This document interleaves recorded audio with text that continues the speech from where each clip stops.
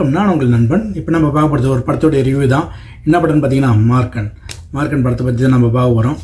நம்ம படத்தை பார்க்குறதுக்கு முன்னாடி நம்ம ஸ்கை ஷோ டைமுக்கு லைக் பண்ணுங்கள், கமெண்ட் பண்ணுங்கள், சப்ஸ்கிரைப் பண்ணால் மறக்காதீங்க. நான் உங்கள் நண்பன் அப்பாஸ்.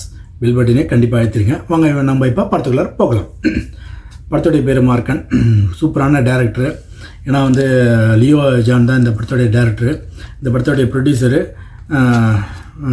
என்ன சொல்கிறது, ஹீரோ எல்லாமே விஜய் ஆண்டனி தான். அவங்க தங்கச்சி பையன் தான் நடிச்சிருக்கிறாரு சப்போர்ட்டிங் கேரக்டரில். நிறைய சப்போர்ட்டிங் கேரக்டர் இருக்காங்க. பிருந்தா அப்படின்னு சொல்லிட்டு அவங்களும் இருக்காங்க. ப்ளஸ் சமுத்திரக்கனி இருக்கிறாப்புல. நம்ம மியூசிக் டைரக்டர் விஜய் ஆண்டனி தான். அதனால் அவருக்கு என்ன சொல்கிறது, பேக்ரவுண்ட் மியூசிக் நல்லாவே பண்ணியிருக்கிறாரு.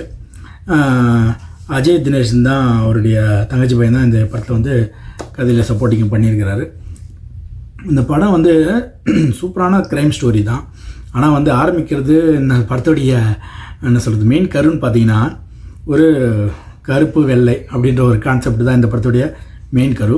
ஆனால் இந்த படத்தை எப்படி தான் இந்த ப்ரொடியூசர் நம்பினாருன்னு தெரியல. ஏன்னா இந்த படத்தோடைய கதையை நம்பணும். ஃபஸ்ட்டு அவர் நம்பணும், ப்ளஸ் காஸ்டாக நடிக்கிற ஹீரோவாக நடிக்கிறவங்க நம்பணும். அப்போ தான் இந்த படத்தை எடுக்க முடியும். ஏன்னா இந்த படத்தோடைய கதைக்குள்ளார அந்த மாதிரி ஒரு கேரக்டர் வச்சிருக்கிறாரு. என்னடான்னு பார்த்தா, ஏன்னா க்ரைம் ஸ்டோரினாலே யாரோ ஒருத்தவங்க கண்டுபிடிப்பாங்க, போலீஸ்காரங்க கண்டுபிடிப்பாங்க, அவங்களுக்கு யாராச்சும் ஒருத்தவங்க உதவி பண்ணுவாங்க, அந்த மாதிரி தான்.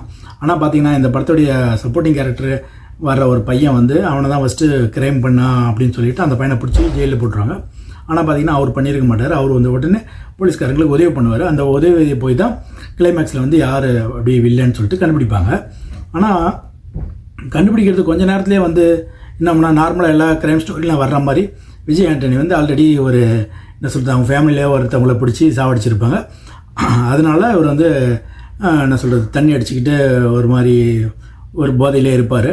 உடனே திடீர்னு ஒரு கேஸ் ஒன்று வரும். அந்த கேஸ் இவங்க கண்டுபிடிப்பாங்க. சேம் ஆஸ் யூஷுவல் எல்லா படத்துலையும் வர்ற மாதிரி தான் ஸ்டார்ட் ஆகுது. பட் க்ரைம் மேலே போலீஸ்காரங்க டக்கு டக்குன்னு அடுத்தது என்னென்னு கண்டுபிடிப்பாங்க. அதேமாதிரி இந்த படத்துலையும் விஜய் ஆண்டனி சூப்பராகவே கண்டுபிடிக்கிறார் டக்கு டக்குன்னு. நான் நினச்சேன் சூப்பராக இருக்குது, நல்லா போயிட்டுருக்குது அப்படின்னு.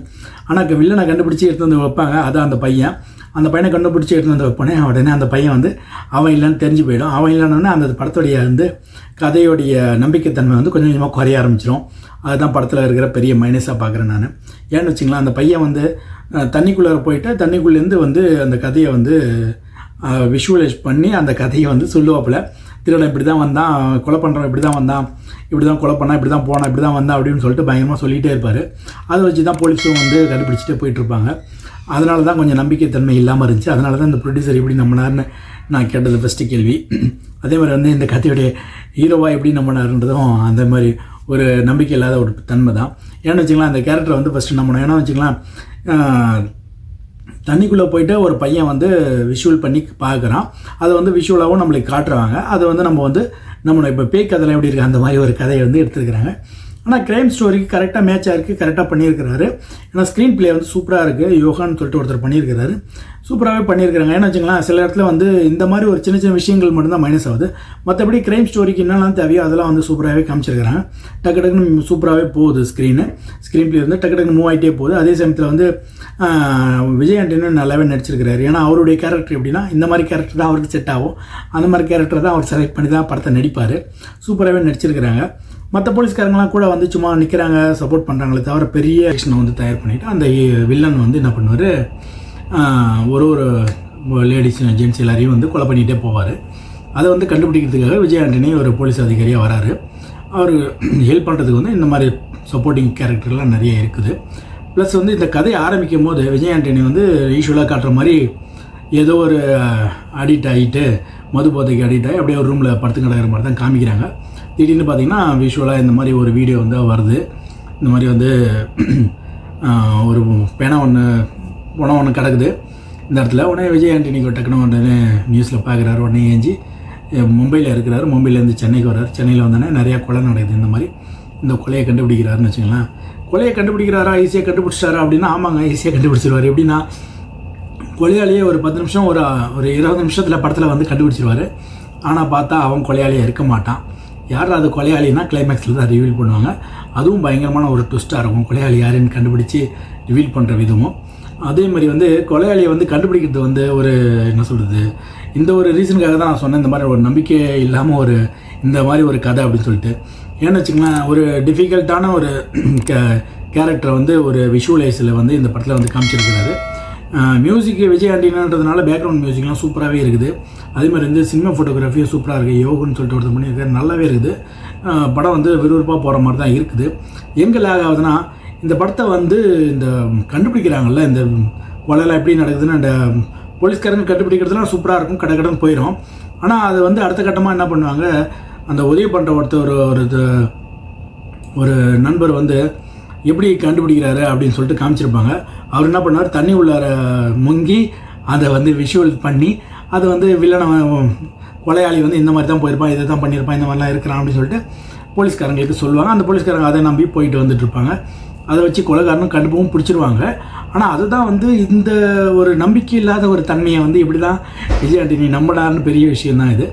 அந்த ஒரு நம்பிக்கையை தான் வந்து நம்மளுக்கும் கிடச்சிருக்கிறாங்களான்னு கேட்டால் ஆமாம் கிடச்சிருக்கிறாங்க. நம்மளுக்கு வந்து அது நம்பிக்கையை வந்துடுது. பட் இருந்தாலும் வந்து சில இடத்துல வந்து அந்த இது வந்து வட்ட மாட்டுது நம்மளுக்கு. ஏன்னு வச்சுங்களேன், அந்த தண்ணி உள்ளேருந்து ஒருத்தர் கண்டுபிடிச்சி சொல்கிறாரு, அதை வந்து போலீஸ்காரங்க நம்பி போயிட்டு இந்த மாதிரி இது பண்ணுறாங்க. ஆனால் அந்த மாதிரி ஒரு நம்பிக்கை இல்லாத ஒரு தன்மை நம்மளுக்கு வந்துருமேன்றதுக்காக அதை டாக்டர்கிட்டையும் சொல்லி ரிசர்ச்லாம் பண்ணி அதுக்கும் வந்து டீட்டெயிலாக கொடுத்துருக்குறாரு. இந்த மாதிரி வந்து உலகத்தில் சில பேருக்கு தான் இந்த மாதிரி ஒரு கிஃப்ட் மாதிரி ஒன்று கிடைக்கும், அந்த மாதிரி ஆள் தான் நம்ம ஹீரோவோட சப்போர்ட்டிங்லாம் வந்திருக்கிறாரு அப்படின்னு சொல்லிட்டு காமிச்சிருப்பாங்க. அந்த பையனுக்கு வந்து இந்த மாதிரி ஒரு என்ன சொல்கிறது, பழைய ஞாபகங்கள்லாம் இருக்கக்கூடிய ஒரு ஆள், அதனால தான் ஈஸியாக இந்த பையன் வந்து எல்லோரும் ஞாபகம் வச்சு கரெக்டாக சொல்கிறாப்புல அப்படின்னு சொல்லிட்டு சொல்லுவாங்க. அது வந்து ஒரு சில இடத்துல நம்ப முடியுது, ஒரு சில இடத்துல நம்ப முடியாமல் மாதிரி இருக்குது. அதுதான் இந்த படத்தோடைய கொஞ்சம் மைனஸ் பாயிண்ட்டாக நான் பார்க்குறேன். ப்ளஸ் பாயிண்ட்னு பார்த்தீங்கன்னா, விறுவிறுன்னு கண்டுபிடிச்சிட்டே போகிறவர் அங்கங்கே என்ன ஆகும்னா இந்த மாதிரி ஒரு சின்ன சின்ன டிஸ்டர்பன்ஸ் மாதிரி வந்து அங்கங்கே லாக் ஆகிற மாதிரி இருக்குது. மற்றபடி இந்த படத்தை வந்து ஃபுல்லாக பார்த்தீங்கன்னா சூப்பராகவே பிடிக்கும். அதே மாதிரி வந்து கிளைமேக்ஸில் வந்து ட்விஸ்ட்டை வந்து நல்லாவே ரிவீல் பண்ணுவாங்க. ரிவீல் பண்ணுற டைமில் டக்குன்னு வந்து படம் முடிஞ்சிடும். ஆனால் அது இப்போ தான் ரிவீல் பண்ணுற மாதிரி இருக்குது, சும்மா சண்டை கண்டு எதனா நடக்குமா இல்லை வேறு எதனா பண்ணுவாங்களா அப்படின்ற மாதிரி இருக்கும். டக்குன்னு பார்த்தீங்கன்னா படம் முடிஞ்சிடும், டமால் நெஞ்சு படத்தை முடிச்சு விட்ருவாங்க, போயிட்டு வாங்கன்னு சொல்கிற மாதிரி தான் இருந்துச்சு. ஏன்னா இவ்வளோ நேரம் நம்ம வந்து கதைக்குள்ளார வந்திருக்கவே மாட்டோம். இன்டர்வலுக்கு அப்புறம் கொஞ்சம் சீனுக்கு அப்புறம் கதைக்குள்ளார நம்ம போவோம், நல்ல ஒரு இன்ட்ரெஸ்ட்டாக பயங்கரமாக போயிட்டுருக்கோம். டக்குன்னு பார்த்தீங்கன்னா டக்குன்னு படம் முடிஞ்சிடும், அவ்வளோதான் படம் ரிவீல் பண்ணியாச்சு அப்படின்ற மாதிரி சொல்லுவாங்க. ஸ்க்ரீன் பிளே வந்து நல்லா இருக்குது. ஆனால் ஃபஸ்ட் ஹாஃபில் கொஞ்சம் அங்கங்கே வந்து ஸ்லோ பண்ணுற மாதிரி இருந்துச்சு. செகண்ட் ஹாஃப்லாம் செம்ம ஸ்பீடாகவே போகும், நல்லாவே இருந்துச்சு. ஆனால் வந்து இந்த மாதிரி ஒரு சின்ன சின்ன மிஸ்டேக்லாம், ஏன்னா அந்த நம்பிக்கையின் காரணமாக நம்மளால் வந்து அந்த படத்தை வந்து அந்த படத்துக்குள்ளார நம்மளால் போக முடியாது. ஏன்னா க்ரைம் ஸ்டோரினாலே வந்து நம்மளால் சீட்டு நுனியில் உட்காந்து தான் பார்ப்போம். அடுத்தது என்ன நடக்கும், எப்படி போவாங்க, என்னென்ன பிடிப்பாங்க, போலீஸ்காரங்க எப்படி கண்டுபிடிக்கிறாங்க அப்படி இப்படின்னு. ஏன்னா மோஸ்ட்லி வந்து க்ரைம் ஸ்டோரினால இந்த மாதிரி தான். ஏன்னா ராட்சசன் நிறைய படம் நம்ம பார்த்துருப்போம், மலையாள க்ரைம் ஸ்டோரிலாம் நிறையா இருந்திருக்கு. அந்த மாதிரி கதைகள்லாம் பார்த்துட்டு இது வந்து எப்படின்னா இந்த மாதிரி ஒரு ஸ்டோரியை வந்து ஓகே, பட் இருந்தாலும் அந்த கதையை வந்து நம்மளுக்குள்ளார கடத்திட்டார நம்ம நம்ப முடியுதா, அந்த மாதிரி கேரக்டர் வந்து நம்மளால் நம்ப முடியுதா அப்படின்றது தான் பெரிய ப்ளஸ் பாயிண்ட்டாக இருந்துச்சு. இருந்தாலும் வந்து ரேட்டிங்லாம் சூப்பராக தான் கொடுத்துருக்குறாங்க, நல்லாவே இருக்குது படம். கண்டிப்பாக வந்து தேட்டரில் போய் பாருங்கள், என்ஜாய் பண்ணுவீங்க. ஏன்னா வந்து விஜய் ஆண்டனி வந்து ஒரு பயங்கரமான ஒரு ட்ரை தான் சொல்லணும். ஏன்னா அவருடைய கேரக்டருக்கு இந்த மாதிரி கேரக்டர் தான் செட் ஆகும். ஏன்னா அவருடைய ஃபேஸ், அவருடைய ஆக்டிங்கு இந்த மாதிரி கேரக்டர் தான் செட் ஆகும். அதுக்கு தகுந்த மாதிரியே ஒரு ஸ்க்ரீன் ப்ளே பண்ணியிருக்காங்க, அதுக்கு தகுந்த மாதிரியே எடுத்துருக்குறாங்க படத்தை. சூப்பராகவே இருக்குது, கண்டிப்பாக போய் தேட்டரில் பாருங்கள். இந்த படத்துடைய மைனஸ்னா அந்த விஷுவல் மட்டும்தான் சொல்லுவேன். தண்ணிக்குள்ளார காமிக்கிற சில விஷுவல்ஸ் மட்டும்தான் இருக்குது. மற்றபடி வந்து அதெல்லாம் நீக்கிட்டு படத்தை பார்த்திங்கன்னா சூப்பராகவே இருக்கும். கண்டிப்பாக போய் தேட்டரில் போய் என்ஜாய் பண்ணுங்கள். ப்ளஸ் வந்து நம்ம ஸ்கை ஷோட்டுக்கு லைக் பண்ணுங்கள், கமெண்ட் பண்ணுங்கள், சப்ஸ்கிரைப் பண்ண மறக்காதீங்க. நான் உங்களை